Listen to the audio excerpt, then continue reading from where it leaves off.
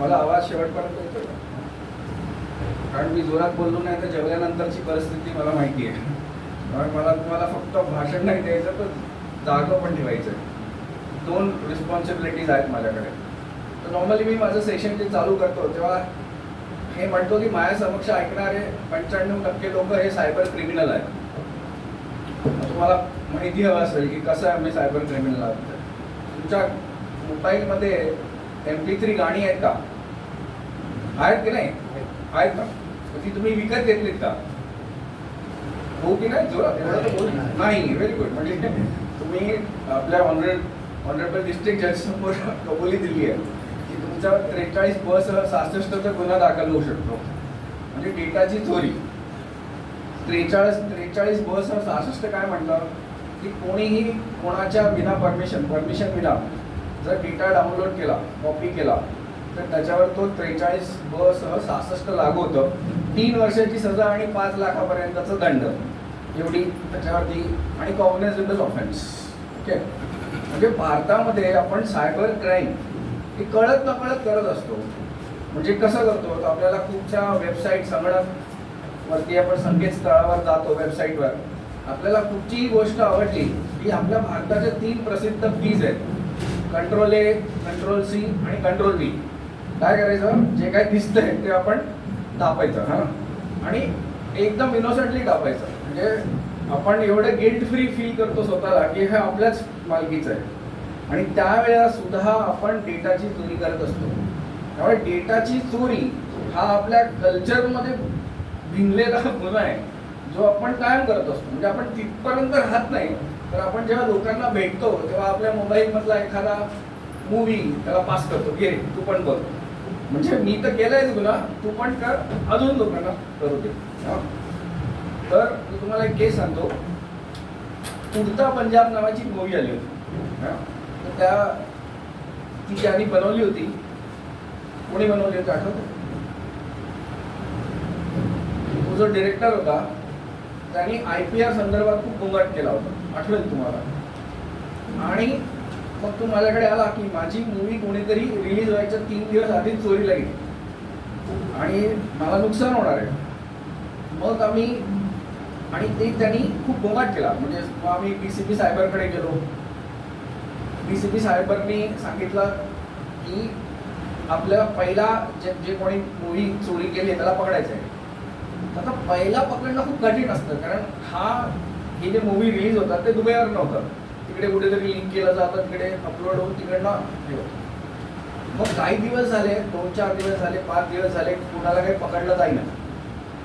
मग मी एक शक्कल लढवली काय की फक्त पहिला माणूस ज्यांनी हा अपलोड केलाय तोच गुन्हेगार नाहीये. तर दुसरा, तिसरा, चौथा अशा कुठल्या पण वेबसाईटवरती आपल्याला हा जर मूवी मिळत असेल तरी ती डेटाची चोरीच आहे. मला लागलीच एक वेबसाईट मिळाली जी फक्त 5 रुपयात ती मूवी विकत होती. तर 5 रुपयामध्ये पूर्ण मूवी डाउनलोड करायला मिळत होती. आणि आम्ही जाऊन दिल्लीला गेले, त्या माणसाला शोधला. तो कॉलेजचा मुलगा होता आणि तो प्रत्येक मूवी कुठून तरी डाउनलोड करायचा, अपलोड करायचा आणि 5 रुपयात विकायचा. आणि त्याला उचलून आणला आणि मीडियामध्ये असं दिलं की ज्यांनी कोणी आमच्या मूवी रिलीज केली होती त्याच्यातल्या एका माणसाला आम्ही पकडलं. पण पकड सांगण्याचा मुद्दा काय? मुद्दा हा आहे की पहिल्यांदा डेटा चोरी करतो तो पण चोर आणि दुसऱ्यांदा डेटा चोरी करतो तो सुद्धा डेटाचा चोर असतो. त्यामुळे डेटा इकडनं तिकडनं जाताना आणि आता आपल्याकडे भारतामध्ये नंबर दुसरा पण कायदा आला, माहिती व तंत्रज्ञान कायदा व्यतिरिक्त DPDPA नावाचा कायदा आलाय. म्हणजे digital personal data protection act असा पण आलेला आहे. आणि ह्या अंतर्गत तर 250 कोटीपर्यंतचा दंड आहे. इतकं मोठं प्रावधान आहे आणि तो पूर्ण सिव्हिल ऍक्ट आहे. त्याच्यामध्ये क्रिमिनल कलमच नाही आहे. Welcome to new India. आपण पण आता अमेरिकेसारखे होत चाललोय.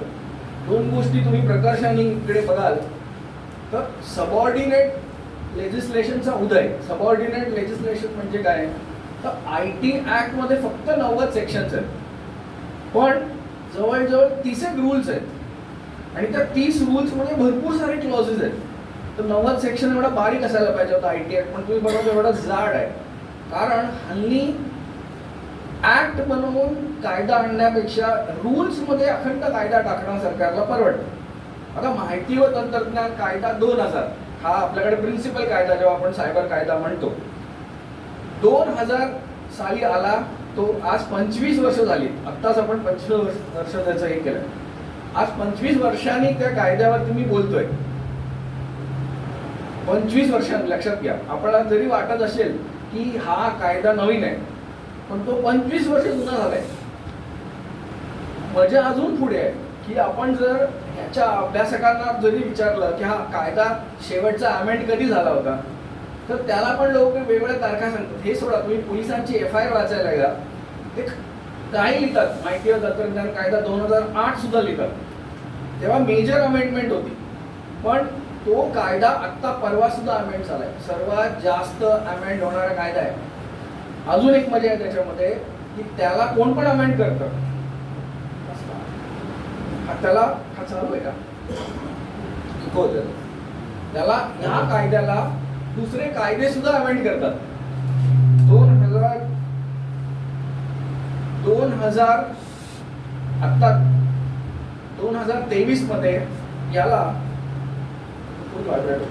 2023 मध्ये याला DPDPA पण अमेंड केलं आणि जन विश्वास अमेंडमेंट बिल एक मोठा ऍक्ट आला होता भारत सरकारचा. त्यांनी भरपूर सारे कायदे अमेंड केले आणि सुद्धा IT ऍक्टला अमेंड केलं. हे दोन झाले. एकदा फायनान्स बिलने सुद्धा IT ऍक्टला अमेंड केलं होतं. आधार ऍक्टने सुद्धा IT ऍक्टला अमेंड केलं होतं आणि परवा IT इंटरमिजिएरी रूल्स अमेंड झाले. आता काय अमेंड झाले तुम्ही बघाल. जर तुम्हाला मी सांगितलं तर तुमच्या ते वाचण्यात आलं नसेल पण ते किती महत्वाचं आहे. आता तुम्हाला तुमच्याबद्दल कोणीतरी वेबसाईटवरती काहीतरी अभद्र लिहित आहे किंवा तुमची कुठेतरी बदनामी झाली तर IT इंटरमिजिएरी रूल्स खाली आपल्याकडे पॉवर्स होत्या. कोर्टाला पण पॉवर्स होत्या की तुम्ही त्या इंटरमिजिएरी म्हणजे फेसबुक, मेटा यांना एक ऑर्डर पास करायची की बाबा हा कॉन्टेंट काढून टाका. पोलीस तुमच्याकडे अप्रोच झाला. आता त्या पॉवर्स काय होतं, कोणी एक्सरसाइज करत होतं. खाली इन्स्पेक्टर पासून हवालदार पासून कोणी मेल पाठवून द्यायचा आणि ते काढायला लावायचं. त्याच्यामध्ये बदल केलाय आता की फक्त स्टेटमधनं IG लेवलचा ऑफिसर, फक्त IG लेवलचा ऑफिसर आणि सेक्रेटरी लेवलचा सरकारमध्ये जर कोणी डेझिग्नेटेड सरकार प्रिन्सिपल सेक्रेटरी लेवलचा माणूस असेल त्यांनी ऑर्डर काढला तरच इंटरमिजिएरीने ते ॲग्री करावं. किती मोठा इम्पॉर्टंट आहे. कारण समाजामध्ये कॉन्स्टंट आपल्या वेबसाईटला आपलं बदनामी करण्यासाठी खूप साऱ्या गोष्टी वापरल्या जातात.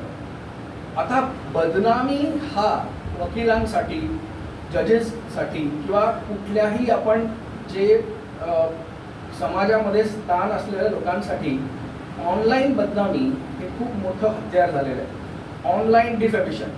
आणि ह्या ऑनलाईन डिफेमेशन साठी हत्यार जे आहे ते म्हणजे ब्लॉकिंग, वेबसाईट ब्लॉकिंगचे रूल्स.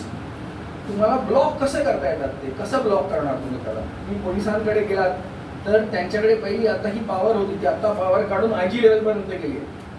काढणं हे लगेच गरजेचं असतं. का गरजेचं असतं, नाही तर ते पसरत जातं. आता ते पसरणं कदाचित जास्त होऊ शकतं कारण IG पर्यंत पोहोचणं गरजेचं आपल्याला, त्या अधिकाऱ्यापर्यंत, आणि मग आपल्याला हे करता येतं. म्हणून IT इंटरमिजिएरी रूल्स आहेत. आणि हे आपला डिफेमेशन झालं, कुठल्याही प्रकारचं डिफेमेशन झालं, फेसबुक डिफेमेशन झालं तर आपल्याला त्याच्यावर ॲक्शन त्या रूल्स प्रमाणे घेता येतात. आता ह्या कायद्यामध्ये म्हणजे सायबर क्राईम कसे कसे वाढलेत AI मुळे तुम्हाला मी सांगू इच्छितो की आता सगळ्यांचं क्लोन केलं जाऊ शकतं. वकिलांनी आपल्याला अलर्ट का राहायचं आहे, का अलर्ट राहायचं आहे, कारण तुमचा अशील, तुमचा क्लायंट तुमचा आवाज फक्त 30 सेकंदासाठी रेकॉर्ड करून तो कोणालाही तो आवाज वाजवून दाखवू शकतो. त्याला हवाई नको ते. सॉफ्टवेअर केवढं सोपं झालं आहे की मला तुमचा 30 सेकंदाचा आवाज हवा आहे, मग मी अखंड 2 तासाचं तुमचं भाषण क्रिएट करू शकतो. आणि हे ॲपवर होत आहे. ॲप एवढं सोपं झालं आहे, तुम्ही सगळ्यांनी ChatGPT वापरणं खूप गरजेचं आहे. वापरत नसाल तर तुम्हाला एक स्टेप तुम्ही जगाच्या मागे आहात. पण इतकं पण वापरू नका की तुम्ही खोटे केस लॉस माननीय जजेस समक्ष पेश कराल. कारण ही पण घटना आपल्याकडे घडली आहे की केस तो हॅल्युसिनेशन करतं. AI हॅल्युसिनेशन, ह्याचं काय हॅल्युसिनेशन म्हणजे काय, तो पण असा आपल्याला पीपल प्लीजर झालाय. एआयला काय विचारलं नाही, त्याला काही कळलं नाही तर तो फेका मारतो, चक्क फेका मारतो. तो नवीन केस लॉ आपल्याला आणून देतो आणि त्या केस लॉ मध्ये मजकूर आपल्याला हवा तसा असतो. आपण पण खुश की अरे वा नवीन केस लॉ आलाय, काही फेका मारलेल्या असतात त्यांनी. मी माझं तुम्हाला उदाहरण सांगतो, मी पण त्याचा शिकार झालेला आहे. एवढं सगळं असून सुद्धा माझ्याकडे अदानी एअरपोर्ट्स क्लायंट म्हणून आले आणि त्यांनी माझ्याकडे लिगल ओपिनियन मागितलं. ई टेंडर संदर्भातील लिगल ओपिनियनसाठी ते माझ्याकडे आले. आता ह्या मोठ्या कंपन्या असतात, ते काय बंदूक घेऊन येतात. त्याचं त्यांना मला वाटते तिसऱ्या दिवशी दिल्ली हायकोर्टमध्ये त्यांचा मॅटर होतं त्या ई टेंडरबद्दल आणि 2 दिवस आधी आली मला की सर तुमचं ते ओपिनियन द्या, आम्हाला हवं आहे आणि तुम्ही येऊ शकत नाही तर मला ओपिनियन द्या. म्हणजे तुमच्याकडे 2 दिवसच असतील आणि बाकीची कामं असतील तेव्हा आपण ChatGPT वापरणार ना, आपल्याकडे जे टूल्स आहेत ते वापरणार. तर मी हे शोधून काढलं की बाबा रूल्स कुठचे, रूल्सच्या खाली कुठचं आहे. पण ड्राफ्टिंगसाठी मी ChatGPTला यूज केलं, किंवा लिगल ओपिनियन ड्राफ्ट करण्यासाठी आपण ChatGPT वापरूया. आता मी जेव्हा बघितलं ते जे रूल बुक्स होते ज्याच्यामध्ये ते गव्हर्न होत होते, रेग्युलेशन्स होते, ते मी बघितलं होतं. तर मला ते सेक्शन्स माहीत होते, मी तेवढे लिहिले. पण आता मी ते तेवढे सेक्शन्स लिहिले, ChatGPTला सांगितले या सेक्शन खाली असं असं ड्राफ्ट कर. त्यांनी स्वतःच मजा केली. त्यांनी हे सांगितलं की हा रूल जो मी सांगतोय त्याला हा 240 पानावरती असा लिहिलेला आहे, त्याच्यामध्ये हा पूर्ण पॅरा आहे. मजा ही होती की त्या रूल बुक मध्ये 240 पानच नव्हतं. आणि मी लास्ट मोमेंटला द्यायचं म्हणून आता मी सारख्या क्लायंटला तो पाठवून दिला, मी त्याला फर्स्ट ड्राफ्ट म्हणून पाठवून दिला. आणि तो तिथे ज्युनियर होता, तो मला ओळखत होता. त्याने मला सांगितलं सर 2 जगह मिस्टेक है इसमें, आपने जो पेज नंबर लिखा है वो पेज नंबर है नहीं, मैं ढूंढ रहा हूँ कब से उधर. म्हणजे अशी गफलत झाली होती. म्हणजे मला परत दुसऱ्या दिवशी अर्धा दिवस घेऊन सगळं रद्द करून परत लिहावं लागलं. त्यामुळे जेव्हा जेव्हा तुम्ही ChatGPTला ड्राफ्टिंग करायला सांगताय, ChatGPTचे भरपूर प्रॉम्प्ट मिळतात. असं तुम्ही लिंक्डइनवर गेलात तर ChatGPT फॉर लॉयर्स फ्रीमध्ये प्रॉम्प्ट मिळतात. कोणी भेटला, लोक वाचत नाहीत, फक्त फॉरवर्ड करा. आपल्याकडे संस्कृती काय, ज्ञान माझ्यासाठी नाही दुसऱ्यांसाठी. हां, आपल्याला प्रॉम्प्ट्स मिळाले की फॉरवर्ड करत बसायचे. ते अशा पद्धतीने फॉरवर्ड होणारे प्रॉम्प्ट्स आहेत. आणि त्या प्रॉम्प्ट्समधनं होणारी चुका, आता मी तुम्हाला एक किस्सा सांगतो की सायबर पोलिसांनी एक सायबर फ्रॉडस्टरला पकडलं. ओके, तर काय करतात पकडल्यावर, हल्ली काय त्यांचा मोडस ऑपरेंडी सोपा आहे की त्यांच्याकडे जेवढे डिव्हाइसेस असतात ते घेऊन टाकतात. डोकं लावायची आपल्याला गरज नाही. त्याचे बायकोचं आहे किंवा लोकांचं आहे वगैरे, आपण सगळे डिव्हाइस कॉन्फिस्केट करतो. काय काय घेणार, लॅपटॉप घेतला, मोबाईल फोन घेतला, सगळं आपण कॉन्फिस्केट करतो. आता त्या चोराला विचारलं की तुझ्या मोबाईलचा पासवर्ड काय, तर तो सांगतो की मला आठवत नाही साहेब. बोला मग ChatGPTला विचारू काय. तो चोर सांगतो पोलिसांना की माझा पासवर्ड मी ChatGPTला गेस करायला सांगू का. आता तुम्हाला एक प्रश्न पडला असेल का, ChatGPT आपल्या मोबाईलमध्ये आहे, तो माझाच पासवर्ड गेस करू शकतो का. घरी जाऊन होमवर्क आहे तुमच्यासाठी, है ना. आता त्या ChatGPTने समजा पासवर्ड गेस केला तर कोर्ट मानणार काय त्याला. हॅकिंग एआयने काय केलं, हॅकिंग केलं की इंटेलिजन्स वापरला, काय हे आता आपल्याकडे हे प्रश्न येतील ना. जेव्हा ChatGPT समजा टाकला प्रश्न आणि ChatGPT कोण आहे, थर्ड पार्टी आहे. थर्ड पार्टीने काय केलं, पासवर्ड गेस केला. पासवर्ड गेस केला म्हणजे काय, 43 लागू होतं, which is called unauthorised access in any computer without the permission of the owner. हे अशी मोठी संकट येणार आहे.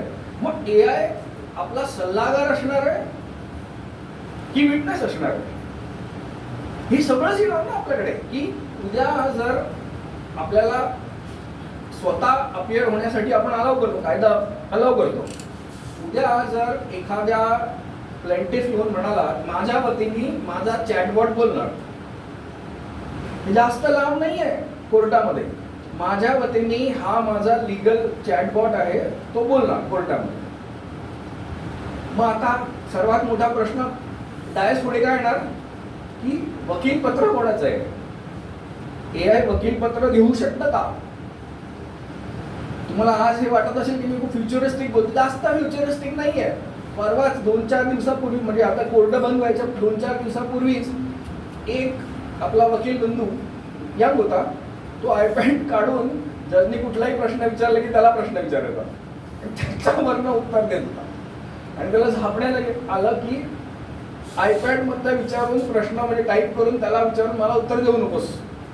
ही खडाजंगी आत्ता झालेली आहे आपल्याकडे, आपल्या कोर्टांमध्ये सुद्धा सुरू आहे. कारण तुम्ही सरास बघितला हायकोर्टामध्ये कुठलाही जा, सगळे आयपॅड घेऊन फिरत असतात आणि आयपॅडमध्ये फक्त चॅट जीपीटी नसतं. आता मी माझा ज्युनियर होता त्यांच्याकडे बघितला, तो मी चॅट जीपीटी पकडायचो म्हणून जेमिनीला प्रश्न विचारायचो. तो जेमिनी पण आम्हाला कळायला लागला, माझ्या ज्युनियरला, दुसरे सिनियर ज्युनियरला, तर तो ग्रॉक वापरायला लागला. ग्रॉक वापरायला लागल्यावरती आम्ही, म्हणजे हे सगळे तुम्हाला वेगळे वेगळे चॅट जीपीटी सारखे LLM मॉडेल सांगतोय, तो क्लॉड वापरायला लागला. हे मोठे मोठे हे आहेत, मेटाला विचारायला लागला तो. हे ह्याच्यातनं तो त्याला पार केला आम्ही.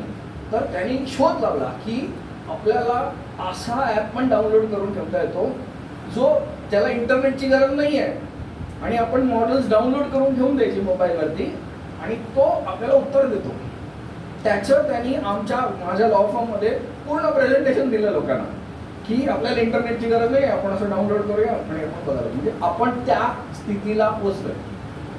तुमच्या आणि माझ्यासाठी विधी नावाचा एक ॲप, विधी नावाचा एक AI आहे, घरी जाऊन बघा. विधी नावाचा AI, आणि तो फक्त लिगल आणि इंडियन लिगल आहे. म्हणजे तुम्हाला केस लॉ सर्चिंग करायचं आहे, केस लॉ काही ड्राफ्टिंग करायचं आहे, तर ते मिनिमम काही घेतात ते पैसे त्याच्यावर, पण तो इंडियन माणसाने बनवला आहे, इंडियन लॉ सिस्टमसाठी बनवलं. सुप्रीम कोर्टाचे आपले काही टूल्स सुद्धा आहेत, तुम्ही जर त्या वेबसाईटला जाऊन व्हिजिट करून बघणं गरजेचं आहे. तर आता माझं जेव्हा मी पोलिसांना शिकवतो म्हणजे ह्याच्याबद्दल, तर माझं हे प्रत्येक वेळा त्यांना सांगणं असतं की पूर्ण गुन्हा इन्व्हेस्टिगेट झाला की एकदा थोडा तरी विचार करणं गरजेचं आहे की ह्याच्यामध्ये AI कंपोनंट तर वापरला नाही गेलाय, आवाज तर AI ने आला नाहीये, व्हिडिओ CCTV तर AI ने रेकॉर्ड केला दाखवला गेलाय आपल्याला. कुठली तरी अशी गोष्ट आहे की नाही AIची, ते आपल्याला शोधणं गरजेचं आहे. काही दिवसांपूर्वी मी त्यांना हे सांगायचो की आपल्याला IoT डिव्हाइसेस काय रेकॉर्ड करतायत का हे बघणं गरजेचं आहे. IoT डिव्हाइसेस म्हणजे काय, आपल्याकडे गुन्हा, इलेक्ट्रॉनिक एव्हिडन्स सायबर गुन्ह्यामध्ये कुठे कुठे सापडतो. आता मी तुम्ही जसे चार्जशीट बघता ते सांगणारच नाहीये किंवा व्हॉट्सॲपवर बघतो लॉग्स काढा हे काढा, मी नाही म्हणत. मी एकदमच रिव्होल्युशनरी किंवा नॉन अँटिसिपेटरी सांगेन. AC चालू असतो, AC मध्ये हल्ली लिहिलेलं येतं ना AI इनसाइड, सगळ्यांच्या AC मध्ये IoT असतं, ते त्यात थर्मोस्टॅट असतो, तुम्ही एंट्री केली की AC चालू होतो. AC आपला एव्हिडन्स आहे की सकाळी 8 ते 10 मध्ये AC बंद होता, 11 वाजता दार उघडून कोणीतरी आत आलं, AC चालू झालं. AC ने घेतलेला तो एव्हिडन्स आहे, त्याचा थर्मोस्टॅटचा लॉग निघतो, हा एव्हिडन्स. आता मोबाईल तर एवढा विचित्र एव्हिडन्स आहे, त्याच्यावर काहीही निघता येतं. चॅट जीपीटीची एक चॅट सुद्धा कोर्ट ऑर्डर करू शकतात की तुम्ही चॅट जीपीटीला काय विचारलात अजूनपर्यंत, कारण लोक भलता सलता ऑलरेडी विचारायला लागलेत त्याला. काही जण आपलं जीवनच त्याला विचारत आहेत की आज तिच्याशी काय बोलू, तिने मला हा मेसेज केला, तिला उत्तर काय देऊ, हे सुद्धा चाललंय. म्हणजे चॅट जीपीटी तुमचा एक साथीदार झालेला आहे किंवा एक AI तुमचा साथी. तर त्या साथीदाराला काय काय विचारताय तुम्ही हे आपल्याला घेता येतं. पहिलं कसं होतं की गुगलवरती खूप तुम्हाला एव्हिडन्स मिळायचं की तुम्ही गुगलवर सर्च केलं का हा गुन्हा करताना, आणि खूप सारा तुम्ही बघितलात महाराष्ट्रामध्ये मोठे मोठे गुन्हे गुगलवरती किंवा जीमेलच्या लॉगमधनं काढून हे झालेलं आहे. तुम्हाला एक असा गुन्हा सांगतो, आपल्याकडे पनवेलला की पेंटला ती एक लेडी पोलीस इन्स्पेक्टर होती, तिचा खून करण्यात आला, तिच्या साथीदाराने केला. तो क्राईमचा PI होता, सिनियर PI. त्यांनी तिचे खूप सारे तुकडे करून त्या खाडीत टाकले होते. ही केस तुम्हाला नेटवरती मिळेल.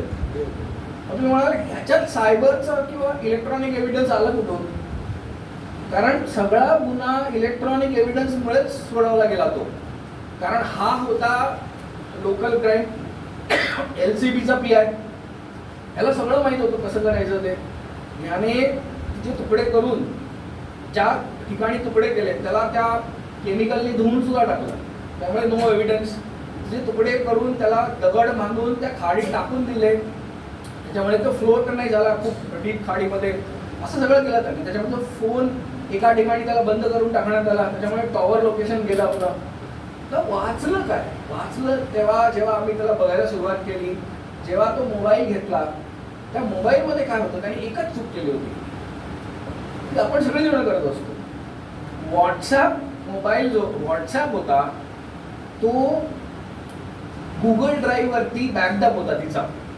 म्हणजे तिचा व्हॉट्सॲप हा व्हॉट्सॲपचा आर्काइव्ह मोड असतो ना, तो गुगल ड्राईव्हवर.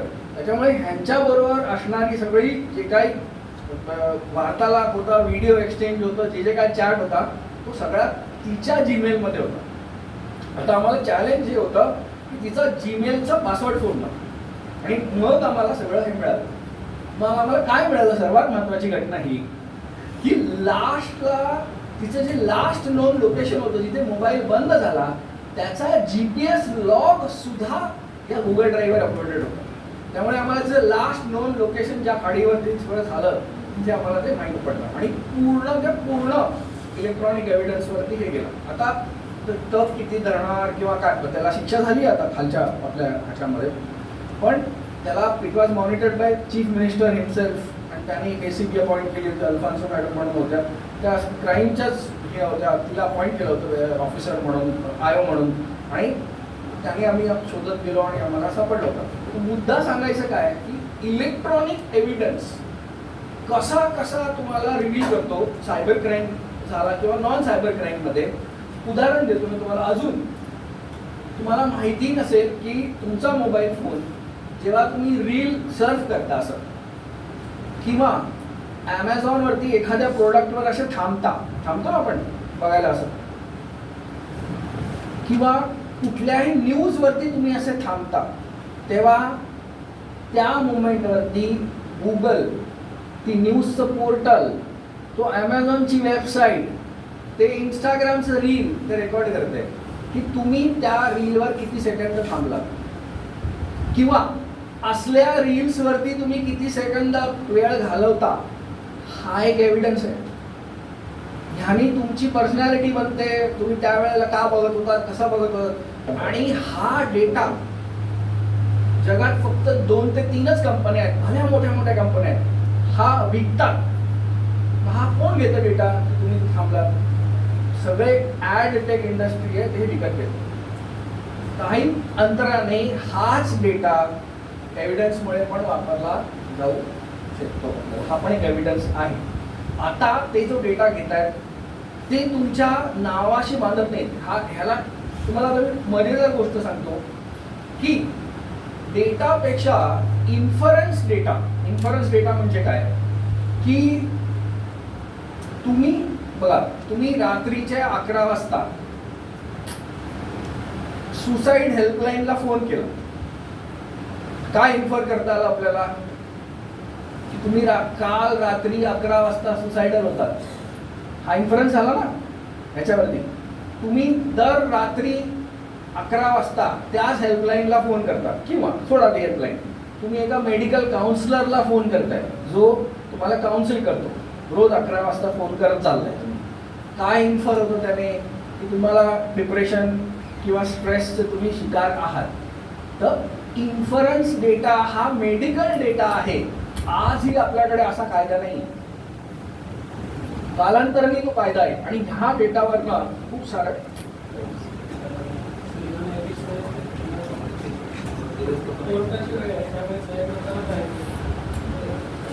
आपण कार्यक्रम कंटिन्यू करायचा.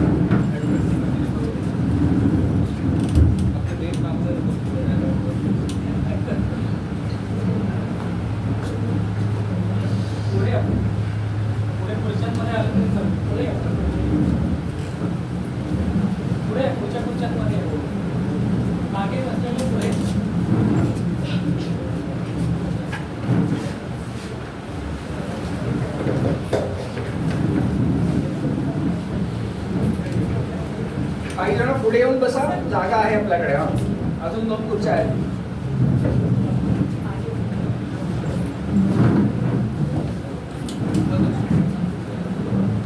सेटल डाऊन बसा पटकन.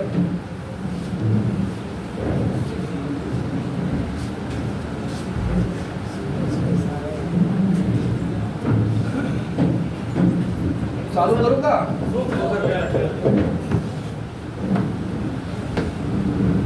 तर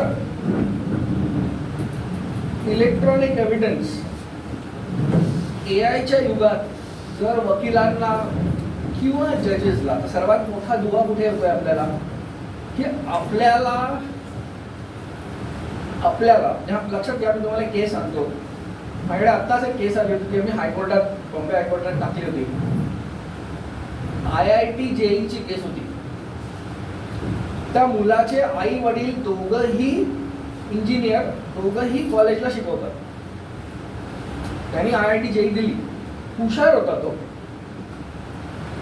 त्याचं असं म्हणणं की फर्स्ट टाइम मला जो रिझल्ट आला तो पास आला आणि नेक्स्ट टाइम जो रिझल्ट आला तो नापास आला. फर्स्ट टाइम मला एवढे मार्क मिळाले, नेक्स्ट टाइम मला मार्क यायला पण कमी दिले. ही पूर्ण भानगड होती. आता तो आमच्याकडे आला.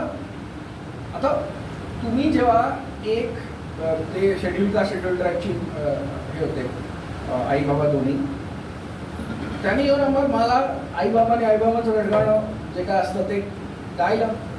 आणि तो मुलगा पण असा, तो थोडासा हे होता, ऑटिस्टिक होता. तो असा रडकून गेला येऊन. मी पण माझा इंटरेस्ट बसला, ठीक आहे. आणि माझ्याकडे वेळ नव्हता. लॉयर्स आपल्याला 2-3 दिवस रिसर्च करायला वेळ नसतो.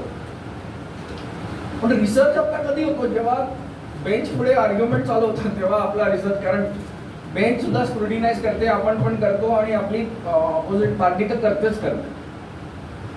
म्हणजे तुम्ही बिलीव्ह नाही करणार की इतकं साफ होतं ते, की मॅनिप्युलेशन असू शकतं. कारण डेट्स, टाइम असे भरपूर छोटे चेंजेस, व्हिडिओ बनवलेला तो हे असू शकतो. मुद्दा हा आहे की तुम्ही जेव्हा आता कामं घेताय तेव्हा CCTV किंवा JPG किंवा ईमेल किंवा व्हॉट्सॲप चॅट किंवा कुठचंही डॉक्युमेंट, आधार कार्ड, पासपोर्ट, पॅन कार्ड, हा AI 2 ते 3 सेकंदातच बनवतो. त्यामुळे जेव्हा तुम्ही हे सगळे डॉक्युमेंट्स घेताय तेव्हा एक्स्ट्रा अलर्ट राहणं गरजेचं झालेलं आहे. आपण काय करतो, त्यांच्यावर विश्वास करून ते पुढे ढकलतो. खूप वेळा आपली पण एक सही मारून टाकतो त्याच्यावरती. ते अंगलट येण्याची शक्यता आहे.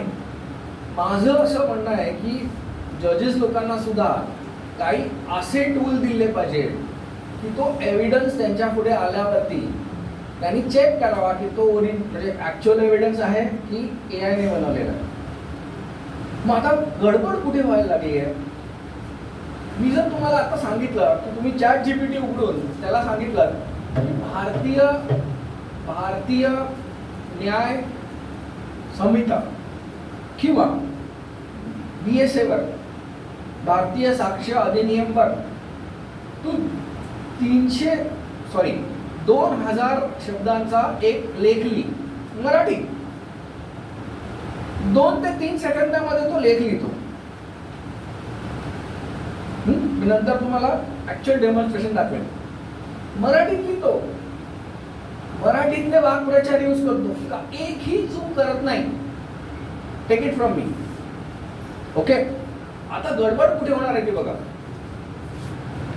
खूप वेळा मी त्याचा सहारा घेतो. मी काही माझे आयडियाज टाकतो आणि खूप मोठा प्रॉम्प्ट बनवून करतो. पण लिंक्डइन किंवा फेसबुक किंवा इंस्टाग्रामवरती जर तुम्ही त्यांचे कॅप्शन्स किंवा त्याचे लिहिलेलं बघितलं ना मजकूर, जो सडनली तुम्ही बघितला अरे हा एकदम गावरान इंग्लिश बोलणारा, त्याचं एकदम मस्त इंग्लिश झालंय. ते कसं झालंय ते त्याचं नाहीच आहे, ते ChatGPTचं आहे. मग काय होतंय की आपल्याला वाटतं की हा थोर विचारवंत, हा त्याचा विचार. स्टोरी घ्या, हे 10 थोर विचारवंत हे त्यांचे हे विचार. आता आपण काय करतो, ह्या विचारांची एक संहिता बनवतो. एवढं सगळं काढलं. मजा काय की हे 10 लोकांनी जे काय म्हटलंय तो सिंथेटिक डेटा होता. शब्द लक्षात घ्या, कायद्यामध्ये हा शब्द वापरला गेलाय, परवाच्या अमेंडमेंटमध्ये हा शब्द घेतलाय. Synthetic data. सिंथेटिक डेटा म्हणजे सगळ्यांना स्त्रियांना कळेल. पहिलं कॉटन यायचं, मग सिंथेटिक साडी येते. म्हणजे काय, फायबर जे केमिकल पासून बनवलं होतं, कपडे जे केमिकल, तसंच डेटा जो मशीनने बनवला आहे. बरोबर की नाही? म्हणजे आता 10 विचारवंतांचा मी डेटा घेतला जो सिंथेटिक डेटा आहे, आणि आपल्या तुमच्या नवीन वकिलांनी किंवा नवीन जे मुलं आहेत आणि तोच वाचला. ठीक आहे, त्यांची बुद्धी जी निर्माण होईल ती कशी होईल? सिंथेटिक दूध तसं आहे ना ते. हे सोडा, हा सिंथेटिक डेटा घेऊन मी परत चॅट जीपीटी पण जाऊन रेफर करतो. आता बघा, सिंथेटिक डेटा घेऊन काय करणार, समजा मी वेबसाईटवर प्रदर्शित केला, मी सिंथेटिक AI डेटा कुठून वापरतो, वेगवेगळ्या वेबसाईट्सवरनं, वेगवेगळ्या न्यूजपेपरमधनं वापरतो. AI कुठून डेटा तिथं घेतो की नाही. आता मी आर्टिकल लिहिलंय, मला लोकमतने किंवा लोकसत्ताने सांगितलं आर्टिकल लिह, मी आळशी आहे, मी चॅट जीपीटीला सांगितलं, ते चॅट जीपीटीचं आर्टिकल लोकसत्तानी माझ्या फेस व्हॅल्यूवर छापलं. कळतंय मी कुठे झालोय? असा हा गडूळ होत चाललेला सामाजिक विचार जे आता आपल्याकडे फ्लोट होत आहेत, हे चॅट जीपीटी आणि AI काढलेले विचार. मग हाच गडूळ विचार परत AI वापरतो स्वतःला सुशिक्षित करण्याचं, समाजात काय चाललंय ते. कळतंय? मग अल्टिमेटली आपण AI दिलेल्या ज्ञानामध्ये विलीन होत चाललोय. आपली बुद्धी कमी, AI दिलेली जास्त. त्याला सिंथेटिक डेटा म्हणतात. परवा जो कायदा आला, जो IT इंटरमिजिएट रूल्स मध्ये आलं, त्यात असं म्हणण्यात आलंय की जेव्हा जेव्हा सिंथेटिक डेटा वापरला जाईल, तेव्हा तुम्ही लेबल करायला पाहिजे की हा डेटा सिंथेटिक डेटा आहे, हा डेटा AI आहे, AI जनरेट केलेला आहे. तर असे कायदे भारतात सुद्धा यायला लागलेले आहेत. आणि आपण त्याच्यासाठी, तुम्ही जर वाचलंच नसेल सिंथेटिक डेटा, आज जर तुम्ही पहिल्यांदा हा शब्द वापरलाय, तर कोर्टात कसे वापरणार? कोर्टामध्ये जर AI जनरेटेड डेटा आला आपल्याकडे आणि तो आपण कोर्टापुढे मांडला, तर म्हणजे उद्या बघा आपले काम कसं होऊ शकतं. कोणीतरी एक न्यूजपेपर मधला कटिंग घेऊन आलं की न्यूजपेपर मध्ये हे छापलं होतं, बरोबर आहे. आता जर तुम्हाला अजूनही प्रगत वकील व्हायचं आहे, तर तो न्यूजपेपरचा आर्टिकल म्हणजे बघा, चॅट जीपीटीला त्याचा फोटो काढून द्यायचा, चॅट जीपीटी फोटो वाचू शकतो, आणि चॅट जीपीटीला विचारायचं की हा आर्टिकल AI ने लिहिलं होतं का. जर चॅट जीपीटी बोलला, बघा त्याचंच ज्ञान त्याच्याच कसं करायचं. चॅट जीपीटी जर बोलला की हो ह्याच्यातलं 90% AI नेच लिहिलेलं होतं, एव्हिडन्स आहे ना आपल्याला तो, की जे काय कोर्टापुढे आला ते सिंथेटिक डेटा होता, ऍक्च्युअल डेटा नव्हता. इतपत आपलं पुढे आर्ग्युइंग आणि हे सगळं जाणार आहे प्रत्येक ह्याच्यामध्ये. त्यामुळे छोट्या छोट्या गोष्टी ज्या AI संदर्भात वकिलांना, तुम्ही सुरुवात कुठून कराल? आज चॅट जीपीटी बोला, तुम्ही म्हणा मला टाईप करायला कंटाळा येतो, तुम्ही म्हणाल मला टाईप करायला कंटाळा येतो, मी तुम्हाला आज आता हा डेमॉन्स्ट्रेशन देणार आहे, एकच मिनिटाचं डेमॉन्स्ट्रेशन, की चॅट जीपीटीला काही विचारल्यावरती तो कसं. हे बघा, मी तुमच्या समक्ष चॅट जीपीटी ओपन केलाय. ओके, आपण आता रिमोटली, आपण मी समजा BNS विचारला तर तो येऊ शकतो. मी त्याला माझं घर नागावला आहे, मी नागावबद्दल त्याला विचारतो, बरोबर नाही. आता मी त्याला प्रश्न विचारतो, नागाव बद्दल ऐतिहासिक माहिती सांगावी, ती पण मराठी. तो ट्रान्सक्राइब करतोय, I request to share historical facts about Nagaon in Marathi.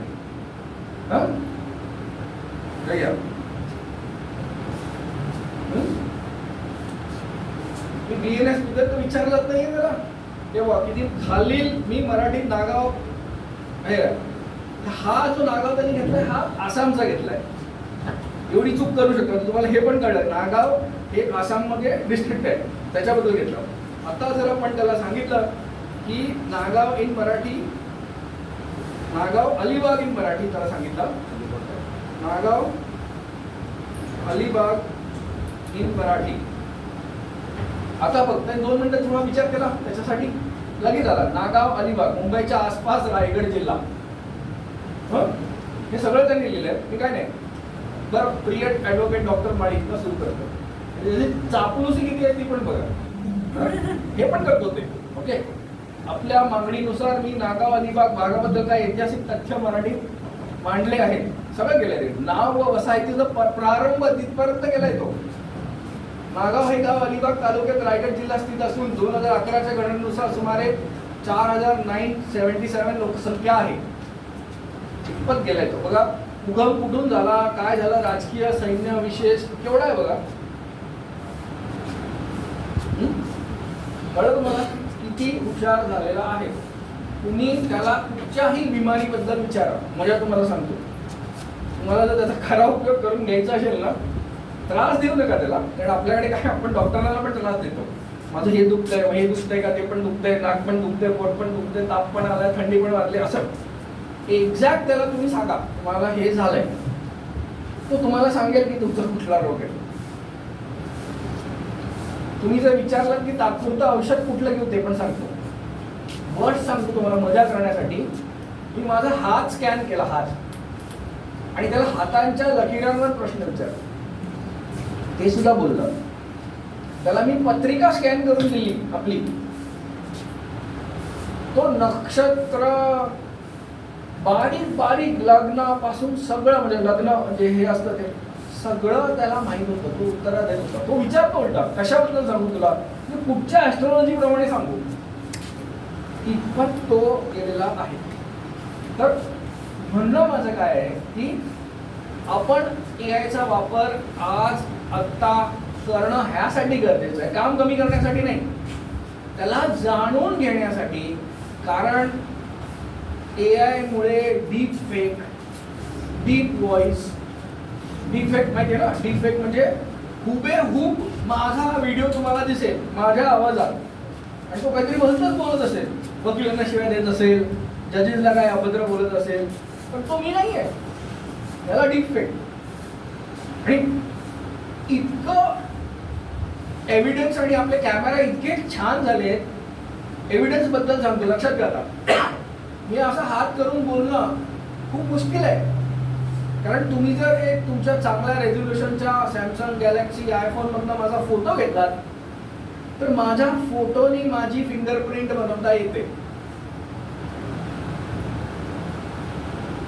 आवाज झालात ना, तर त्या फुकट्या इंस्टाग्राम वरती ऍप येतात ना, हात दाखवा आणि तुम्हाला भविष्य दाखवतो, ते स्कॅन करू नका. ते ऍप तुमच्या फिंगरप्रिंट चोरी करतायत. फिंगरप्रिंट आजपासून 8 वर्ष आधी माझ्याकडे केस आली होती. मुंबईमध्ये युनिव्हर्सिटी ऑफ केमिकल डिपार्टमेंट आहे, त्याला युडीसीटी म्हणतात, मुंबई युनिव्हर्सिटीचं. तिथे केमिकल इंजिनिअरिंगची पोरं जातात. केमिकल इंजिनिअरिंगचीच पोरं त्यांनी शोध लावला की एक रेझिन घ्यायचं. रेझिन म्हणजे जे असं वॉर्निश पेंट कसा असतो, वॉर्निश पेंट सगळ्यांना माहिती आहे, ट्रान्सपरंट पेंट जेल टाईप्स असतो तो, त्याला आपण रेझिन समजतो. त्याच्यावरती फिंगरप्रिंट घेतला पोरांचे, आणि एकच पोरगा जायचा अटेंडन्स लावायला. इकडे त्यांच्याकडे ते होतं फिंगरप्रिंट बेस्ड अटेंडन्स. तो सगळ्यांचे फिंगरप्रिंट घेऊन जायचा, पोटाला लावायचा, ठीक असं करून सगळ्यांचे अटेंडन्स मार्क करायचं. 8 वर्षापूर्वी हे पोरांनी केलं होतं केमिकल इंजिनिअरिंगचं. UP बिहारमध्ये टोळे आहेत जे फक्त रेझिन ठेवतात. मी तुम्हाला पण सांगतो, आज घरी जाऊन जर तुम्हाला सायंटिस्ट बनायचंच आहे, हे करण्यासाठी फेविकॉल घ्या, तो पसरवा, त्याच्यावर बोट लावा, त्याला सुकू द्या 1 तासासाठी, 1 दिवसासाठी. त्याच्यावर तुमचं हे मार्क येईल. तेवढासा कट करून घ्या आणि तुमच्या मोबाईलवर टच करा. बघा मोबाईल तुम्हाला हे करतोय. इतकं सोपं झालंय. आणि माझं पटलं नसेल तर ChatGPT आहे, how to hack fingerprints. Google आहेच, show me YouTube video how to hack fingerprints, how to clone fingerprints. भरपूर व्हिडिओ आहे त्याच्यावरती. जेव्हा अशी घटना आपल्याकडे घडते तेव्हा आपण एकच गोष्ट म्हणू शकतो ना की प्रायव्हसी आणि सिक्युरिटी इज अ मिथ्या आहे. ओके, आज एआयच्या युगात सुद्धा आपल्याकडे कुठचे सायबर क्राईम्स आहेत आणि त्याच्यात कलम कुठचे ती मी तुम्हाला सांगू इच्छितो. मग सायबर क्राईमची जी कलम आहे ती फक्त IT ऍक्ट 2000 खाली आहेत असं नाही. BNS खाली सुद्धा सायबर स्टॉकिंगचं कलम आहे. सायबर स्टॉकिंग म्हणजे कुठल्याही स्त्रीचा पाठलाग करून, म्हणजे वेगवेगळ्या मीडियमवर पाठलाग करणं. परवा माझ्याकडे अकोल्यावरनं केस आली आहे. तिकडे आपलाच एक वकील बंधूने सिटिंग जजला तिचा पाठलाग करायचा, तिला इंस्टाग्रामवरनं मेसेजेस करायचा वगैरे वगैरे. ह्याला स्टॉकिंग म्हणतात. फिजिकल स्टॉकिंग झालं. सायबर स्टॉकिंग म्हणजे काय? व्हॉट्सॲपवर मेसेज पाठवणं, इंस्टाग्रामवरती तिने भाव नाही दिला मेसेज पाठवत राहणं तिला, याला सायबर स्टॉकिंग म्हणतात. वेगवेगळ्या प्लॅटफॉर्म तो BNS खाली आहे. BNS खाली सायबर स्टॉकिंग कवर्ड आहे आपल्याकडे. बाकीचे जे क्राईम्स आहेत, कुठल्याही स्त्रीचा कपड्यामध्ये प्रायव्हेट पार्ट्स म्हणजे फोटो काढणं, 67C violation of PVC. Mobile मध्ये शिरणं. आता तुम्हाला मजा सांगतो. समजा आता मॅडमचा फोन हातात घेतलाय, काही नाही करणार. अनऑथराइज्ड ऍक्सेसचं जे डेफिनेशन आहे ते असं म्हणतं, anybody who accesses or secures access to computer or communication device. You all agree the moment I took her phone in my hand, I have secured access? Yes or no? Me phone हातात, मी गाडीची चावी हातात घेतली म्हणजे मी त्या गाडीच्या ऍक्सेसला secure केलं की नाही? चालू नाही केली गाडी, चोरी पण नाही केली अजून मी हा पासवर्ड गेस नाही केला याचा. एवढा फोन हातात घेणं मॅडमच्या परमिशन विना amounts to crime of hacking under section 43A read with section 66 of the IT act 2000. मी पुढे पासवर्ड गेस करणार. एक आपलं कल्चरच आहे, कोणाचाही फोन हातात घ्यायचा, गेस करायचं. हा सुद्धा अनऑथराइज्ड ऍक्सेस आहे. Unauthorised access to mobile phones. कोणाचाही फोन गेस करून आत जाणं. ते कसं आहे माहिती का? सोपं आहे ना. घराला टाळं लावलेलं होतं, मी 10-8 चाव्या घेऊन गेलो आणि प्रत्येक कुलूप चावी लावून बघितली. मित्राचं घर होतं, पण द मोमेंट माझी चावी लागली, टाळं उघडलं, मी आत शिरलो, ट्रेसपास आहे ना तो. तसंच unauthorised access. Unauthorised access is almost equivalent to trespass. 43B is डेटाची चोरी, डेटा थेफ्ट. मी आता मगाशी सांगितलं. 43C कम्प्युटरमध्ये व्हायरस टाकणं. ओके. 43D EFGHI असे 10 वेगवेगळे गुन्हे आहेत. सॉफ्टवेअरची चोरी, मोबाईलची चोरी. मोबाईलची चोरी सुद्धा IT ऍक्ट खाली गुन्हा आहे. ह्या सगळ्याला सजा 3 वर्षापर्यंतची, 5 लाखाचा दंड, कॉग्निझेबल ऑफेन्स, बेलेबल ऑफेन्स आहे.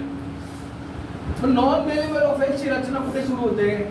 सेक्शन 67, सेक्शन 67A आणि सेक्शन 67B.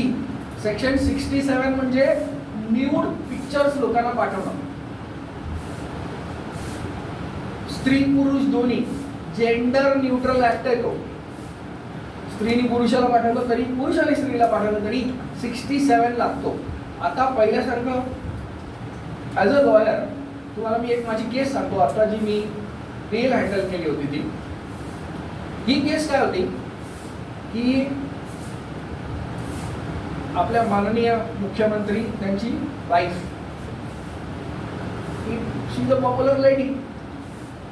तर काही एक मुलगी होती जी माझी क्लायंट होती, तिने तिचं काहीतरी गाणं रिलीज झालं होतं त्या आपल्या मिसेस मुख्यमंत्र्यांचं. तर त्या गाण्याच्या ट्विटरचा जो हे होता तिकडे लिहिलं की त्याच्याबद्दल काही 2-3 गोष्टी अभद्र लिहिल्या. आता ऑब्व्हियसली मुख्यमंत्र्यांची वाईफ होती, तर त्या BJP महिला अध्यक्षांनी कंप्लेंट फाईल केली तर सायबर क्राईमवाल्यांनी, आणि ती काय होती, ती काय हे नव्हती म्हणजे असं हॅबिच्युअल ऑफेंडर किंवा ऑफेंडर, ती जनरल फ्रीडम ऑफ स्पीचवरती विश्वास ठेवणारी लेडी होती. आणि आजकालचं नवीन ब्रीड आहे ना ते जास्तच फ्रीडम ऑफ स्पीच. तिने काय लिहिलं होतं की ती वाईड अशी शो अर्टिट्स ऑलवेज आणि असं काही काय पर्सनल अटॅक होता. आणि तिला शोधलं, ती महाराजच्या घरी राहत होती. मजा ही होती की ती पण लॉयर होती आणि ती इंडियात काम नाही करायची तर LPO मध्ये काम करायची, लिगल प्रोसेस आउटसोर्सिंगमध्ये. तिच्या घरी गेले, तिला उचलून आणली. तिचा नवरा सुद्धा लॉयर, पण अगेन नॉन प्रॅक्टिसिंग लॉयर. मला त्यांनी नंबर शोधून फोन केला. नेक्स्ट डे मी बेलसाठी गेलो, कारण रात्री घेऊन आणलं होतं तिला. मी सगळी कलमं वाचली. आता ती पोलिसांची टोळी आली होती, ती फुल कॉन्फिडेंटली आले होते, कारण त्यांनी एक सेक्शन नॉन अवेलेबल लावला होता, लावायचंच होतं त्यांना, मुख्यमंत्र्यांची बाईक होती. आणि त्या फुल तिला झाकून आणलं होतं आणि 4-5 लेडी, गरजच नव्हती एवढ्या पोलिसांची, तरी पण आले पोस्टरी. मी माझ्या वाचनात असं आलं की तो जो सेक्शन आहे तो सेक्शन मेलला लागू होतो, जो नॉन अवेलेबल सेक्शन आहे. इफ एनी मॅन डज दिस, जे काय लिहिलं होतं त्यांनी असा पत्र वगैरे, तो कलम लागू होतो. विमेन नव्हताच, तो जेंडर न्यूट्रल सेक्शन नव्हता. माझं आर्ग्युमेंट तेवढंच होतं की मला हा कलम लागत नाही, बाकी तर मला अवेलेबल आहे. जजने सांगितलं की तिला, APPनं सांगितलं की वाचल्यावर हे कळलं की ते it is only applicable to men not women. तिने विमेन होता, तो कलम लागला नाही, सोडलं. मुद्दा हा आहे की IPC वर अवलंबून राहू नका. BNS वाचा. BNS मध्ये IPC मध्ये जी कलमं आपण एकदम खूप पावत सांगायचो ना की नॉन अवेलेबल आहेत, तिथे अवेलेबल झालेली आहेत. त्यामुळे वाचा त्यांना. आणि खूप वेळा काय होतं माहिती, ज्युनियर असतात ना, जे आता कॉलेजला जातात वाचतात, ते सांगतात सर तू आता अवेलेबल झालाय. आपण त्याच्यातच असतो IPC आणि BNS. तर IPC BNS अवेलेबल आहे की नॉन अवेलेबल, हा महत्वाचा कलम आहे. सजा तेवढीच राहिली आहे. आणि ती आपलं लॉजिक काय होतं, 5 वर्षांच्या वर नॉन अवेलेबल, ते पण नाही राहिले. ते जरा चेक करा. काही गुन्हे आहेत जे 5 वर्षावर गेले तरी ते अवेलेबल आहेत. म्हणून आपल्याला वाचन करणं. आता तुम्हाला मी अजून एक मस्त गोष्ट सांगतो. आतापर्यंत आपले समज काय होता की प्रेसिडेंटने असेंट दिला की काय होतं, बिल बिकम्स अ लॉ. हाच अभ्यास आहे ना आपला. आता येणारे प्रत्येक कायदा मध्ये एक कलम असतं, ते सांगतं प्रेसिडेंटच्या असेंट नंतर where it is notified by the respective ministry it comes into action. आता जो मी DPDPA तुम्हाला सांगितलं आहे, जाऊन बघा तुम्ही. प्रायव्हसी ऍक्ट आहे भारताचा, ह्याला प्रेसिडेंटने ॲक्सेंट दिलाय, गॅजेटमध्ये झालंय ते, तरी तो लॉ नाही आहे. का तर मेटीने त्याला नोटिफाय नाही केलंय. हिस्ट्री सांगतो, IT ऍक्ट 2000 जो आपला आहे, म्हणजे भारताचा सायबर क्राईमचा कायदा, तो ऑगस्टमध्ये आला. ऑगस्टमध्ये प्रेसिडेंटचं ॲक्सेंट मिळालं. ऑक्टोबरमध्ये नोटिफाय झाला. ऑक्टोबरमध्ये नोटिफाय झाल्यावर आपल्या इथे काही उत्स्फूर्त मंडळी होती ज्यांनी ऑगस्ट ते ऑक्टोबर FIR दाखल केल्या IT ऍक्ट खाली. पण law was not in operation. ते सगळे फुकट गेले. त्यामुळे आता हे पण बघणं गरजेचं असतं तुम्हाला, since when it gets notified, operation कधी होत आहे. जुना अभ्यास जो आपला आहे तो खूप वेळा आपल्याला, त्याला एक मोठी म्हण आहे, अनलर्न द ओल्ड. जुनं जे काही शिकलं आहे ते आपल्या वकिली व्यवसायामध्ये, टेक्नॉलॉजीच्या युगामध्ये थोडं विसरत जाणं पण गरजेचं आहे. You stick to old, then even juniors, even non lawyers. आता मजा काय माहिती का, आता ह्या AIच्या युगात मजा काय झाली तुम्हाला सांगतो. AI is the biggest equaliser. म्हणजे काय की एक अनपढ पोरग आणि हुशार पोरग दोघांची खोपडी सेम आहे, कारण त्यांच्याकडे AI आहे. मी एक अनपढ पोराला विचारलं ना काही प्रश्न तर तो मला AI ला विचारून उत्तर देऊ शकतो. त्याला एक गुरुची गरज नाहीये, गुरु आहे त्याच्याकडे AI. पुस्तकाची गरज नाहीये, त्याच्याकडे AI आहे. आणि एक हुशार मुलगा सुद्धा एवढंच नाही, AI has become the great equaliser. आता इक्वलायझर झाल्यावरती आपण जे बुद्धीचे तंगे मिरवायचो ते आता आपल्याला शक्य नसणाऱ्यामुळे येणारा क्लायंट AI ला प्रश्न टाकून उत्तर घेऊन वाचून आलाय नाही याची काय गॅरंटी असणार आहे तुम्हाला? ते कालांतराने कळेल तुम्हाला, अरे हा बोलतोय म्हणजे केलंय म्हणून. तर हा एक चुणचुण आपल्या डोक्यात नेहमी ठेवावी. तो हुशार नसेल, त्याचा पोरगा हुशार असेल, त्याचा भाऊ असेल, त्याची लहान बहीण असेल, कोणतरी त्याला फीड करणार आहे. आणि आता तुम्ही बघितलं मराठीतच येत आहे. म्हणजे पहिला प्रॉब्लेम काय होता की ज्ञान इंग्लिशमध्ये यायचं, आता ज्ञान मराठीत येत आहे, हिंदीत येत आहे, तमिळमध्ये येत आहे, गुजरातीत येत आहे. त्यामुळे अजून अवेअरनेस वाढणार लोकांमध्ये. तर पहिलं जसं होतं ना की हा येडा आहे, याला कोण शिकवणार? आपल्याकडे असतं ना प्रत्येकाला, आणि लॉयर्सला आपल्याला असतोच की कायद्याचं काय कायचं. मी स्वतः अनुभवलंय मुंबईसारख्या शहरात राहून. माझ्याकडे येणारा क्लायंट हुशार असतो, तो गप्प असतो सुरुवातीला, तो टेस्ट करतो आपल्याला. तर टेस्टिंगचं युग आहे. ओके, पहिलं आता आपला रवैया कसा असायला पाहिजे की त्याच्याकडनं माहिती काढायची. बाबा तू काय याच्यावर रिसर्च केलायस मला सांग. कलेक्टिव्ह लॉयरिंग हा नवीन शब्द आहे. म्हणजे काय की त्याच्या बरोबर मिळून आपण लॉयरिंग करायची. पहिल्यासारखं नाही मी शाळा गेलो ते कलेक्टिव्ह लॉयरिंग त्याला आवडतं. हल्ली डॉक्टर लोक पण करायला लागले, कारण आपण पण जातो ना डॉक्टरकडे तेव्हा खूप सारा रिसर्च करून जातो. मग डॉक्टरला आपण प्रश्न विचारायला लागतो. मग डॉक्टर पण हल्ली विचारतो बाबा तू काय रिसर्च केलाय सांग. म्हणजे तसं मला तुला सांगायला हे का नाही आणि ते का नाही. डॉक्टर जास्त करून हल्ली मुलांना, कारण हल्ली सगळे रील स्टार झाले, रीलनी एज्युकेट होतात, त्यांना सांगतात की ते असं का नाही आहे आणि मग पुढे जातात. मग then his brain is thought process is open, ears are open to listen to you. नाही ऐकत नाही ते. हा बदल झालेला आहे. तर AI युगात हे जे क्राईम्स आहेत, जसं मी तुम्हाला आता सांगितलं अबाउट सेक्शन 43, 67 न्यूडिटी, 67A जर सेक्शुअल क्लिप आपण कोणाला मोबाईलद्वारा ट्रान्समिट केली तर 67A लागतो. मी तुम्हाला एक केस सांगतो. भिवंडीवरनं मला एक ACPचा फोन आला की Bhiwandi is a very communally sensitive area, तुम्हाला माहितीच असेल तिकडे. की म्हणे हिंदू मुस्लिम कपल होतं, ते लहान पोरं होती ती. की म्हणे ह्या मुलाच्या मागे ही लोक आलेत आणि त्या मुलीचं त्याच्याबरोबर अफेअर होतं. मुलगी अग्री करते अफेअर होतं. आता ह्या दोघांनी मिळून एक प्रणय व्हिडिओ बनवला होता, त्यांचा सेक्स व्हिडिओ बनवला होता. मुलीला माहित होतं की व्हिडिओ बनवलाय, मुलाच्या मोबाईल फोनमध्ये होता, विथ कन्सेंट होता. लक्षात घ्या, दोन गोष्टी लक्षात ठेवायच्या आहेत सेक्शन 67ला. जर विथ कन्सेंट व्हिडिओ काढला असेल तर सेक्शन 67A लागू होत नाही. Section 67A is for pornography, when somebody transmits the image or transmits the sexually explicit act from one medium or publishes the video.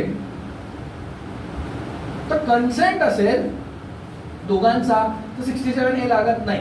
दुसरी महत्वाची गोष्ट, त्यांनी मला विचारलं की साहेब काय करू, ह्याला कलम कुठलं लागतं म्हणून, 67A लावू का. मी त्याला विचारलं तो व्हिडिओ जर ती म्हणते तो ह्या लोकांनी काढलाय, तो त्या मुलांनी कोणाला ट्रान्सफर केला का.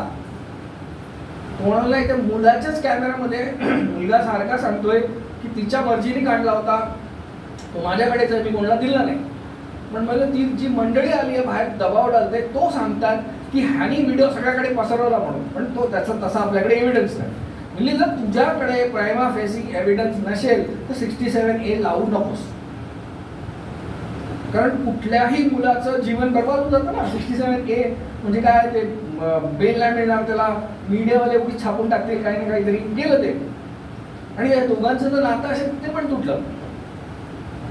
तो 67A तेव्हा लागू होतो जेव्हा आपण एका मोबाईलवरनं दुसऱ्या मोबाईलवर किंवा एका मोबाईलवरनं इंस्टाग्रामवर, एका मोबाईलवरनं फेसबुक कुठल्याही ट्रान्समिट करतो किंवा पब्लिश करतो. तुमचा उपप्रश्न हा असू शकतो की जर मी माझ्याच इंस्टाग्रामच्या आर्काइव्ह मध्ये व्हिडिओ टाकला, झाला ट्रान्समिट तो. ओके, मी मुलीला तो व्हिडिओ पाठवला, झाला ट्रान्समिट तो, even though both are party to it. हे सगळ्या छोट्या छोट्या गोष्टी सेक्शन 67A च्या एलिमेंट मध्ये येतात. तुम्हाला एक केस सांगतो. एक अमेझिंग केस आली होती माझ्याकडे. ती मुलगी मेडिकलची स्टुडंट होती. त्यांनी 9वीत असताना बाथरूम मध्ये सेक्स व्हिडिओ बनवला होता तिच्या बॉयफ्रेंड बरोबर. आता ती सेकंड इयर MBBS ला होती, तिकडे बँड्रालाच होती.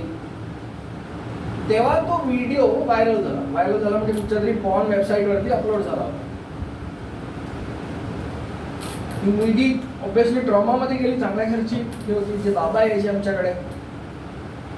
मग तो व्हिडिओ काढण्यासाठी आम्ही हायकोर्टात गेलो, ब्लॉकिंगची ऑर्डर घेतली आणि FIR दाखल केला की शोधून तर काढायला पाहिजे. तिचं असं म्हणणं होतं की हा माझ्या बॉयफ्रेंडनी नाही पसरवलंय मला, पण तिला त्याच्यावर विश्वास नव्हता कारण आता ब्रेकअप झालेला होता. मग मी सुरू केला, त्याची स्टेटमेंट घेतली आणि मग जेव्हा IP ॲड्रेस शोधला तेव्हा आम्हाला एक दिल्लीचा आणि ह्या दोघांनी हा व्हिडिओ कधी शूट केला होता जेव्हा हे टीनेजर होते, 18 वर्षाखाली होते, ज्युएनाईल होते, 9वीत होते ना.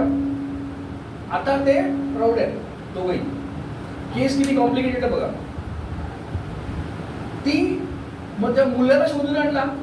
तो मुलगा दिल्लीचं पोरगं होतं ते, त्याने तो व्हिडिओ अपलोड केला होता इकडे तिकडे. तो टीनेजर होता, तो ज्युएनाईल होता. आता पहिला शक त्या बॉयफ्रेंडवर होता. आता आपल्याला हा माणूस मिळाला. त्याला दिल्लीवरनं पकडून आणल्यावर कळलं की तुला हा व्हिडिओ कसा सापडला. मग स्टोरी बघा काय झालेली. हा जो हिचा बॉयफ्रेंड होता त्याचा मध्ये ह्यानी तो व्हिडिओ आपल्या इंस्टाग्रामच्या आर्काइव्ह वरती अपलोड करून ठेवून दिला होता. आणि ह्याच्या मध्ये इंस्टाग्राम अकाउंटचा पासवर्ड तो विसरला होता की त्याला ऍक्सेस करता येत नव्हता. म्हणून त्यांनी कोणाला तरी आपल्या मित्राला विचारलं की माझा पासवर्ड मला कोण मिळवून देईल. मग त्याला ह्या दिल्लीवाल्या पोराचा कोणीतरी रेफरन्स दिला. मग दिल्लीवाल्या पोरांनी ह्याला फोन केला, ह्याला सांगितलं मी 10-12 हजार पैकी तुला इंस्टाग्राम मिळून देईल, तू मला तुझं लॉग इन ID पासवर्ड म्हणजे काय जुना पासवर्ड होता तो सगळं दे. त्याने दिला. आता ते दिल्लीवरनं पोर पकडून आणलं. ते जरा बदमाश होता. त्यांनी ह्याच्या आर्काइव्ह मध्ये जाऊन बघितलं काय व्हिडिओ आहेत का, तर तिथे ह्याला तो व्हिडिओ सापडला आणि तो त्यांनी डाउनलोड करून ठेवला होता आणि तो त्यांनी व्हिडिओ पसरवला. तो पसरवला म्हणजे काय, अशा काही वेबसाईट्स आहेत जिथे तुम्हाला हे व्हिडिओ विकता येतात. तो विकला का नाही आणि मग ते त्या पोराला आम्ही पकडून आणला. आता प्रॉब्लेम बघा काय. पहिलं मला या मुलीच्या बाबांनी सांगितलं हा व्हिडिओ तेव्हाचा आहे जेव्हा हे ज्युएनाईल नव्हते. कळलं. पहिलं खोटं त्यांनी आम्हाला हे सांगितलं की 18 वर्षाचा असताना त्यांनी व्हिडिओ केला. नंतर त्या मुलीशी बोलण्यात आलं तेव्हा कळलं की ते तर ज्युएनाईल होते. आता प्रॉब्लेम बघा काय झाला. IT ऍक्ट मध्ये ज्युएनाईल बद्दल काय म्हणत नाही, व्हिडिओ शूट करा कन्सेंटनी ओके. पण पोक्सो काय म्हणतं, त्या पोराने व्हिडिओ शूट जरी केला, आता टाकला नाहीये, ट्रान्समिट नाही केलाय, तो ज्युएनाईल असेल तर त्याच्यावर पोक्सो दाखवतो. आता जेव्हा ह्या ज्यांनी किडा केला म्हणजे बदमाशी केली तर दिल्लीवाला पोरगं त्याच्यावर पोक्सो लावायचा, तर आता संकट हे होतं की हिच्या बॉयफ्रेंड वरती पण पोक्सो लावणार. कळलं तुम्हाला किती कॉम्प्लिकेटेड गोष्टी होत जातात ह्या व्हिडिओ. इथे मी जंक्चर घेऊन मला तुम्हाला एक अवेअरनेस सांगायचं आहे. पोर्नोग्राफी वेबसाईट वरती सर्वात जास्त डिमांडमध्ये असणारे व्हिडिओ जे असतात ते असतात लाईव्ह वेबकॅम. लाईव्ह वेबकॅम साठी जास्त गिराईक असतात त्यांच्याकडे. पोर्नोग्राफिक वेबसाईटला जास्त सबस्क्रायबर असतात म्हणून ते कॉम्प्रोमाइज करतात तुमच्या मोबाईलचा फ्रंट कॅमेरा. किंवा जो कोणी हॅकर असतो तुमच्या एरियातला त्यांनी जर 100-1 मोबाईल कॉम्प्रोमाइज करून ठेवलेले असतात तर त्यांच्याकडनं ते विकत घेतात. तो लाईव्ह फीड म्हणजे काय, तुमचा कॅमेरा रात्री बेडरूमचे तुमचे प्रायव्हेट मुवमेंट्स ट्रान्समिट करत राहतो तुम्हाला न सांगता. तुम्ही मला ओळखायचं कसं, आता तुम्ही काही सगळे टेक्निकल असू शकत नाही आणि ते काही कालांतरासाठी होतं. पकडणार कसं, तर त्याच्यासाठी आपल्याकडे कंट्रोल काय आहे, जो मी सांगतोय तो मी पण वापरतोय. बघा काय केलंय मी, काही दिसतंय का माझ्या फोनवर, टिकली दिसते ना, ती टिकली मी लावली आहे त्याला. ही काय ऑरेंज कलरचं स्टिकर आहे, तुम्ही काळी डोक्याची टिकली पण लावू शकता. तसा पण खूप साऱ्या बायकांचा नवरात झालाय, पाहून टाका. तो ही हा ऑरेंज स्टिकर काय, हा न कामी येणारा, तुम्हाला बॉक्स फाईलला होल पाडल्यावरती आपण स्टिकर लावतो माहिती आहे का, आपण बॉक्स फाईलच्या होलवर स्टिकर लावतो ना, त्याच्या मधला भाग आहे हा. म्हणजे ॲब्सोल्युटली युजलेस, जो आपण बाहेर फेकून देतो, तो मी ह्याला लावलाय. पण तुम्ही म्हणाल की ह्याने माझा फेस डिटेक्ट होतो का, हे बघा फेस डिटेक्ट झाला. फेस डिटेक्ट कॅमेरामुळे होत नाही, हे दुसरं सिक्रेट. फेस डिटेक्शन साठी कॅमेरा लागतच नाही, तो सेन्सर आहे तिकडे त्याला, तो कॅमेरा सारखा. ज्याला हा माझा 16 Pro आहे, ह्याला त्याचं कव्हर येत नाही म्हणून, नाहीतर तुम्ही Amazon वरती जा, मोबाईल वेब कव्हर टाईप केलं ना, वेबकॅम कव्हर, तर तो असं स्लायडिंगचं हे पण भेटतं जे तुम्ही याला लावू शकता. 200 रुपयात येतो. Amazon वरती शोधलं तर येतं. मी पहिला तो खिशात ठेवायचो, जो कोणी दिसेल त्याला गिफ्ट करायचो. पण आता माझाच फोनवरती बसत नाही, त्याच्यामुळे मला ते दाखवता येत नाही. 16 Pro वर नाही बसत, 17 वर बसतंय. सांगण्याचा मुद्दा काय की सायबर क्राईम आपल्यावर न होण्यासाठी आपल्याला अलर्ट राहणं खूप गरजेचं आहे. मी तुम्हाला 2-3 उदाहरणं देतो. एक हे काय, फ्रंट कॅमेरा स्टिकर लावा. आपण काय कायम फोटो काढत नाही ना, तुमच्यापैकी कोणी मॉडेल बिडेल असेल, इन्फ्लुएन्सर असेल तर त्याने नका लावू. बाकीचे कुठे काढतात फोटो एवढे, तुम्ही बघा, ऑब्झर्व करा, स्टिकर लावा, किती तुमचं हे जातं ते बघा. तुम्ही जर त्याला आरसा म्हणून वापरत असाल तर मग नका लावू. काही जण त्याच्यातच बघतो, अरे कसा दिसतोय. ते असले उद्योग करू नका, म्हणजे ती हॅबिट टाळा, कारण मोठा नुकसान होऊ शकतं. दुसरं, आपल्या मुलांच्या हातात फोन देऊ नका. मुलं, शाळेतली मुलं अतिशय बदमाश असतात. केस सांगेन, माझ्याकडे एक COO आली होती, तर अमेरिकन बँकेची COO होती, चीफ एक्झिक्युटिव्ह ऑपरेटिंग ऑफिसर. ती सिंगल मदर होती, डिवोर्स झाला होता. तिचा 9वीतला मुलगा तिच्याबरोबर राहायचा. तो रोज रात्री पॉर्न बघायचा. पोर्नोग्राफिक वेबसाईटला काय असतं की आफ्टर तुम्ही तो व्हिडिओ बघितला की ते लगेच सांगतात की आता तुम्ही मला $100 द्या, $200 द्या आणि माझे मेंबर व्हा. असाच एका काळ्या रात्री तो व्हिडिओ बघत होता. आई झोपली होती.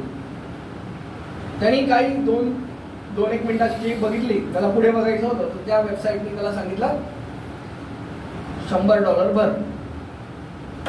त्यांनी काय केलं, त्याच ह्या मुवमेंटमध्ये खालून ड्रॉवरमध्ये आईचं कार्ड होतं अमॅक्सचं, ते काढलं अमेरिकन एक्सप्रेसचा, त्या कार्डाचे डिटेल टाकले, $100 बघितला, व्हिडिओ बघितला, झोपला. आता प्रॉब्लेम काय झाला, तो आईच्या लॅपटॉपवर नव्हता बघत, तो स्वतःच्या लॅपटॉपवर बघत. त्यामुळे आईला काय कळत नव्हतं. 1 महिना, जेव्हा महिना संपला तेव्हा ह्यांनी कार्ड वापरलं होतं ना, ते कार्ड त्याला बँकेने दिलं होतं, आईच्या बँकेने त्याला दिलेलं होतं. मग आईच्या अकाउंट्स, जे बँकेच्या जिथे काम करत होती त्या अकाउंट डिपार्टमेंटला स्टेटमेंट आली, पैसे कसे कसे खर्च झाले क्रेडिट कार्डावर. त्याच्यात एक एंट्री होती, xxxporn.com $100. स्त्रीच्या बँक स्टेटमेंटवरती पॉनचे $100 भरले आणि तिचं आणि त्या CFO म्हणजे चीफ फायनान्शियल ऑफिसरचं वैर होतं. त्यांनी त्याच्यावर सरकार करून तिला क्वेश्चन मार्क करून विचारलं, explain what is this expense. आणि तिचं प्रमोशन जे COO to CEO व्हायचं होतं थांबलं. म्हणून ती केस आमच्याकडे आली की मुलाच्या चुकीमुळे, तुमच्या घरातल्याच्या चुकीमुळे तुमच्यावर असं काहीतरी संकट येऊ शकतं. त्यामुळे मोबाईल फोन ही प्रायव्हेट गोष्ट आहे, ती नका देऊ कोणाला. काही द्यायची गरज नसते. खास तर त्याच्यामध्ये आपले बँक डिटेल असतात, OTP असतं, सगळं असतं. त्यामुळे न देणं ही कधीही चांगलं. आणि खास तर मी जजेसच्या सेशनमध्ये किंवा IPS ऑफिसरच्या सेशनमध्ये नेहमी सांगतो, जेव्हा आपण पब्लिक फेसिंग ऑफिसर्स आहात तेव्हा तुम्ही बिलकुल हे देऊ नका. ओके, तर असं अनएंडिंग मी तुम्हाला सांगू शकतो की AI आणि सायबर क्राईमच्या युगामध्ये आपल्याला खूप प्रिकॉशन बाळगणं गरजेचं आहे. आपल्याला एक नजर बनवणं गरजेचं आहे, एक बुद्धी आणि नजर येणं गरजेचं आहे की हे बघितल्यावर हे AI दिसतंय. आता एक शब्द आलाय, त्याला म्हणतात लायर्स डिव्हिडंड. परत म्हणतो लायर्स डिव्हिडंड, म्हणजे खोटारड्याला मिळणारा डिव्हिडंड, खोटारड्याला फायदा. म्हणजे काय की उद्या एखाद्या नेत्याला पकडण्यात आलं काय अभद्र करताना, त्याचा डिफेन्स काय असणार? येतो AI ताब्याने का. त्यामुळे AIचा असाही लोक फायदा घेणार आहेत की हे म्हणजे तो लायर्स डिव्हिडंड आहे ना, त्याला खोटारडा आहे, त्याला त्याचा फायदा मिळाला. ओके, तर असंही होऊ शकतं. त्यामुळे आपल्याला अवेअर राहणं, सायबर अवेअर राहणं, सायबर सुरक्षित राहणं, जागृत राहणं खूप गरजेचं झालं आहे. कारण इलेक्ट्रॉनिक एव्हिडन्स आपल्याकडे कायम येत राहतात आणि त्याच्यावरती आपण ॲप्लिकेट करत राहतो. फॅमिली कोर्टमध्ये जर तुम्ही प्रॅक्टिस करत असाल, मला माहीत नाही ते फॅमिली वेगळं कोर्ट आहे का, पण फॅमिली मॅटर्स जेव्हा तुम्ही हाताळत असाल तर बघत असाल तुम्ही की 95% of divorce are happening because of social media, WhatsApp, ह्या सगळ्या कारणामध्ये. आणि हेच सगळे एव्हिडन्स आहेत. 95% of evidence is in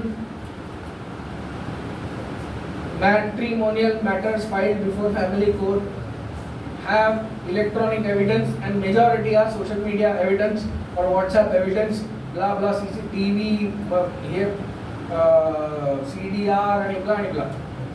me family matters बघत नाही, तर माझ्याकडे फॅमिली कोर्टचे लॉयर्स त्यांना घेऊन येतात, कारण इलेक्ट्रॉनिक एव्हिडन्स असतो, त्याच्यावर त्यांना माझं लिगल ओपिनियन असतं काय करायचं काय नाही. मुद्दा रेडी राहा. सायबर युग आता आपल्याकडे आलेलं आहे, हे कंटिन्यूस राहणार आहे. तुमचं वय जास्त आहे, कमी आहे, मध्यम आहे, माझं काम चाललंय, हे आपल्याकडे रिझनच नाही आहे. सगळ्यांनीच अवेअर राहायचं याच्यामध्ये. फक्त थोडंसं ChatGPT उघडून त्याला काही प्रश्न विचारून तो तुम्हाला त्याच्या स्वतःच्या प्रेमात पाडेलच. ओके, तो एवढा लुबावणा आहे, गोड बीड बोलून तुम्हाला त्याच्या वाटेला घेऊनच जाईल. फक्त आहारी जाऊ नका. मी 2-3 वर्षांनी कदाचित परत येईन आणि हेच तुम्हाला सांगत असेल की AI ॲडिक्शन पासून वाचा, कारण ते एवढं ॲडिक्टिव्ह आहे. So in the age of AI, cyber crimes like deep fakes, deep voice, creation of electronic evidence, such kind of huge crimes will happen where courts and lawyers will have challenged to prove the evidence in the courts of law, and many a times if proved it could be a wrong evidence. Okay, with that I'll stop my deliberation and I'll keep open for question answers. Any kind of questions in any language, English, Marathi, काय पाहिजे. So sound warning जे असतं, एखाद्याची recording जर आपण घेतली 10 मिनिटांनी, तर त्याच्यावरती कोणतं असं सॉफ्टवेअर आहे की त्याच्यावरती आपण त्याच्यावरती कोणी क्वेश्चन विचारले तर आपण त्याला हे करू शकतो? म्हणजे काय प्रश्न? प्रश्न असा आहे की एखाद्याची रेकॉर्डिंग आहे, ती क्लोनिंग घेऊन आपण आपल्या मोबाईलने किंवा असं कोणतं सॉफ्टवेअर असतं की कुठला मला तो आन्सर करतोय, पण त्याला वाटलं पाहिजे की हाच व्यक्ती तो बोलतोय. ओके, ते खूप सारे व्हॉइस क्लोनिंगचे ॲप्स तुम्हाला आता अवेलेबल आहेत. पण ते किती वेळ असते त्याचे, म्हणजे आपण पैसे भरले तर काय असेल तुमच्याकडे, नाही केलं तर तुम्हाला काही मिनिटं काही सेकंद घेईल तो. पण ते त्याच्यावरती काय असं काय आपण जर समजा केलं तर ते अखंड फोनच येतो, त्याच्यामध्ये तुम्ही कोणाशीही बोललात कायम वेगळ्या आवाजात त्याला आवाज जाऊ शकतो. इतकी डेव्हलपमेंट आहे आपल्याकडे. तुमची आवाज मी रेकॉर्डिंग केली. तेच म्हणालो मी, तो रेकॉर्ड करून कायम त्याचा प्रायमरी आवाज हा तोच primary ठेवायचा. आवाज. हा. तुम्ही कायम लोकांशी बोललात तर त्यांना वाटेल मीच बोलतोय. हा तेच हा. ते होऊ शकतं तसं. फोनच मिळतो तसा. जा एकदा चायनाला जाऊन ये. कारण भारतामध्ये असे फोन बँड आहेत. काय नाही सॉफ्टवेअर वगैरे काय मी सांगणार नाही. म्हणजे तुम्ही मलाच विचारताय की तुमच्या वतीने मला क्राईम करायचं आहे आणि तुम्ही मला हत्यार सांगा. शोधा, गुगल आहे, चॅट जीपीटी सांगितलं ना मी तुम्हाला, विचारा त्याला हे पण विचारतात कुठले सॉफ्टवेअर भारतामध्ये अवेलेबल आहे, विचारता येईल ना. मला मी एक हत्यार दिले ना, ब्रह्मास्त्र, वापर.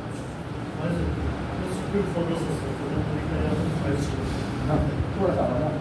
सिक्युअर फोल्डर्स आपले असतात त्याच्यामध्ये आपण काही फाईल्स वगैरे टॅम्परिंग होऊ शकतो. ओके, सिक्युअर फोल्डर्स म्हणजे तुम्ही कुठे कसं सिक्युअर म्हणता, विथ पासवर्ड. ओके, तर पासवर्ड गेस झाला तर ऑब्व्हियसली होऊ शकतं. इन्क्रिप्ट विदाउट पासवर्ड जर नॉन इन्क्रिप्टेड असेल तर एखाद वेळ होऊ शकतं, इन्क्रिप्टेड असेल तर नाही. म्हणजे आपण गुगलला अटॅच ठेवलं तर सिक्युअर फोल्डर. गुगलमध्ये जर पासवर्ड प्रोटेक्टेड असेल हां तर जर ते शेअरेबल नसेल तर नाही होणार. तुम्ही गुगल ड्राईव्हमध्ये डेटा तुमचा ठेवत असाल आणि तो पासवर्ड प्रोटेक्टेड असेल तर काय होतं माहिती ना, चुका सॉफ्टवेअरच्या नसतात, खूप वेळा आपल्या असतात. आपण काय करतो, कुठेतरी गेलो आहे, गुगल ड्राईव्ह ॲक्सेस करतो आणि तिकडे रिमेंबर मी क्लिक्ड असतं, लॉग इन पासवर्ड टाकतो, घाईत निघून जातो, लॉग आउट नाही करत. खूप वेळा असं होतं की 2 ठिकाणी तो ॲक्सेस होतो आणि तो सिक्युअर राहत नाही, 2 ठिकाणी ॲक्सेस झाला. मग तुम्हाला काही सेटिंग्स बघावे लागतात. तर सेटिंग्समध्ये असं असतं की एका टायमाला एकाच ठिकाणी ॲक्सेस होतो. तुम्ही दुसऱ्याकडे ॲक्सेस करायला गेलं तर पहिल्यांदा ऑटोमॅटिक लॉग आउट करतो. अजून काही मोबाईलमधून एखादा आपण जर का अनइन्स्टॉल करतो सॉफ्टवेअर, इन्स्टॉल करताना वेगवेगळ्या परमिशन्स आपण त्यांना देतो. कॅमेरा ॲक्सेस करायच्या, लोकेशन ॲक्सेस करायचं. अनइन्स्टॉल केल्यावरती ते आपोआप जातात परमिशन्स का? तुम्ही बघा काय कुठचं ॲप वापरलंय त्याच्यावरती पण असतं. आता जर तुम्ही कोणाला तरी, तुमच्याकडे जे अँड्रॉइड फोन आहे आणि तुम्हाला कोणीतरी APK फाईल दिली आहे. APK फाईल म्हणजे ॲप जो तुम्हाला फाईलच्या माध्यमातून देणार, तो सर्वात इनसिक्युअर ॲप असतो. त्याच्याकडे काही परमिशन असू शकतं. तो ॲप तुमच्या मोबाईलमध्ये बसून एक दुसरा ॲप पण बनवू शकतो आतल्या आत आणि तो जिवंत राहील मेन मेला, असं होऊ शकतं. पण जर गुगलमधनं तुम्ही डाउनलोड केलाय तर मग तुम्ही ॲप डाउनलोड केला, त्याचे परमिशन गेलेले असतात. हां, सायबर क्राईम्सचा इंटेलेक्च्युअल प्रॉपर्टी राईट्सवर कसा आणि कितपत परिणाम झाला आणि तो कसा टॅकल हां. सायबर क्राईममुळे IPR म्हणजे ट्रेडमार्क आणि कॉपीराईट व्हायोलेशनवर प्रचंड आणि AI मुळे प्रचंड परिणाम झाला. आता जर तुम्ही बघितलं तर बॉम्बे हायकोर्ट आणि दिल्ली हायकोर्टमध्ये पर्सनॅलिटी प्रोटेक्शनचे पिटिशन दाखल आहेत की माझा आवाज प्रोटेक्ट करा. आता अमिताभ बच्चनजीचा आवाज प्रोटेक्टेड करा, सगळ्यात कॉपी करायचे. जेव्हा सुदेश भोसलेंचं दुकान बंद होऊ शकतं असं झालं ते, कारण हायकोर्टाने त्यांना प्रोटेक्शन दिलं आहे ना. मग आता सुदेश भोसलेची पण त्याचा आवाज नाही काढू शकतो. आता मजा बघा, इन्क्लुजन एक्सक्लुजन कसे आहेत. जॅकी श्रॉफ आहे, ती पर्सनॅलिटी आहे ना जॅकी श्रॉफ, तो बोला बिडू असं जर त्यांनी जाऊन दिल्ली हायकोर्टात प्रोटेक्शन घेतलं त्याच्यावर. पण त्यांनी एक एक्सक्लुजन दिलं आहे, कृष्णा जो काम करतो ना तो ते करू शकतो. हे असले सगळे कोर्टात हे होतं. बाकी सुद्धा सायबर क्राईममुळे खूप साऱ्या IPR व्हायोलेशन्स कायम होत असतात. म्हणजे कॉपीराईटचं मेजर व्हायोलेशन होतं, ट्रेडमार्क झालं तर पकडता येतं, पण खूप सारे व्हायोलेशन आणि खूप सारे विक्रम केसेस यावं लागले. तर कालचं उदाहरण सांगतो मी तुम्हाला. यूट्यूबवरती ते टेकडाऊन ऑर्डर टाकतात. कसं होतं म्हणजे पहिलं तुम्ही जर बातम्यांचा एक क्लिप घेतली आणि आपला एक व्हिडिओ बनवला चालायचं. आता ABPचं समजा तुम्ही क्लिप घेतली आणि आपल्या व्हिडिओमध्ये टाकले तर ABP लगेच यूट्यूबला सांगतं की हा कॉपीराईट प्रोटेक्शन टेकडाऊन ऑर्डर पाठवलं त्याला आणि एक व्हिडिओ तुमचं काढून टाकण्यात आणि असे 2-3 टेकडाऊन झाले ना तुमचं चॅनलच बंद करून टाकतं YouTube. So you have to be aware of those things also. Many, you can read my article which is IPR issues in cyber space. So different, बाकीचं नाही. बोला बोला. सर ते आपण तुमचा पंजाबचं एक्झाम्पल दिलं सुरुवातीला, तर जर व्हर्च्युअल प्रायव्हेट नेटवर्क वापरून एखाद्याने डाउनलोड केलं तरी इंडियन लॉ ॲप्लिकेबल होतात त्यांना VPN वापरून? हो हो. आता एखादं सॉफ्टवेअर डाउनलोड केलं मी एक लेवल अजून वर जातो. प्रोटॉन मेल नावाचा एक कोणी वापरलं काय? जसं जीमेल आहे ना तसं प्रोटॉन मेल आहे. प्रोटॉन मेल वापरून जर तुमचा ID क्रिएट केला तर ते एजन्सीजला IP ॲड्रेस देतच नाही. ही स्वित्झर्लंडला कंपनी आहे प्रोटॉन AG नावाची. तर लोक काय करतात, प्रोटॉन मेल वापरतात, VPN वापरतात. VPN काय करतात, तुमचा जो IP ॲड्रेस असतो तो मास्क करतो. म्हणजे एजन्सीजला IP ॲड्रेस मिळत नाही. एजन्सीजला IP ॲड्रेस मिळतो पण तो हलता वलता मिळतो, कुठला पण तो खरा नसतो. प्रोटॉन मेल काय करतं, तुमचा IP ॲड्रेस शेअरच करत नाही. त्यामुळे हल्ली फ्रॉडस्टर्स प्रोटॉन मेल आणि VPN वापरून हे करतात. पण हे सगळे गुन्हेगार पण आतापर्यंत पकडण्यात आलेले आहेत. त्यामुळे एकदमच फुल प्रूफ आहे असं नाही. आता दिवाळीच्या आधीच आम्ही एका प्रोटॉन मेल वापरणाऱ्याला, तो एका CEO फायनान्शियल कंपनीच्या CEOला धमकी देत होता की तू एवढे सगळे फ्रॉड केलेस, मी सेबीला सांगेन, हे करेन, प्रोटॉन मेल वापरून. आणि त्याला एक्स्टॉर्शन ही त्याची भावना होती. पण आम्ही एथिकल हॅकिंग वगैरे हे सगळं वापरून त्याला शोधून काढला कोण आहे. त्यामुळे करायचं झालं सगळं होतं आपल्याकडे, शोधता येतं. एंड बरं तुम्ही बघितलं असाल आपले तुमचे माझे पैसे गेले की लगेच ते मिळत नाही. म्हणजे एखादा मोठा पॉलिटिशियन असेल आणि त्याचे पैसे गेले की पोलीस बघा 24 तासात पैसे नुसते ब्लॉक नाही करत तर ब्लॉक करून तिकडनं घेऊन त्याच्या खात्यात पण टाकतात. आपल्याकडे होतं का ते? आपल्याला 1930 हा नंबर सगळ्यांना लक्षात आहे की नाही? परत सांगतो, 1930 कुठलाही सायबर क्राईम झाला तर फोन करून सर्वात प्रथम गोष्ट, तुम्ही वकील म्हणून तुमच्या आशिलांना हे सांगणं गरजेचं आहे. 1930ला फोन कर, आपले समोर जिथे बँकेत पैसे समोर गेलेत कोणाच्या ते ब्लॉक करून टाक. ही चालणारं हे आहे. थोडंसं आपल्याला भारत दम घ्यायला लागतो. 1930. आणि दुसरी वेबसाईट आहे cybercrime.gov.in. कारण बोलतो cybercrime.gov.in या वेबसाईटवर कंप्लेंट दाखल करता येते आपल्याला. cybercrime.gov.in तर तुम्हाला पोच पावती पण मिळते. तुमच्या मोबाईलशी संलग्न असतो. तुम्ही उद्या जर अमेरिकेत असाल तर cybercrime.gov.in वर नाही करता येत, कारण OTP येतो मोबाईलवर. हां